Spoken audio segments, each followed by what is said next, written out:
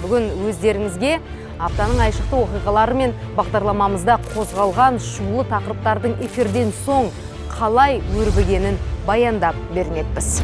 Абзал алдыма келіп, бір ретте кешірім сұраған емес. Просил прощения.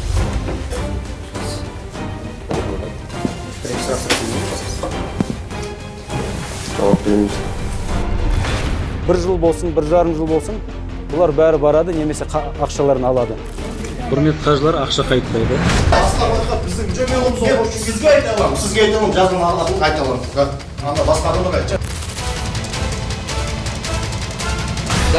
Давайте я помогу им найти не только эту семью, я помогу от чистого сердца.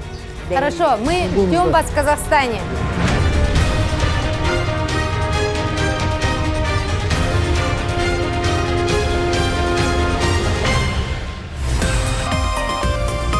Сәрсенбі күні КТК-да.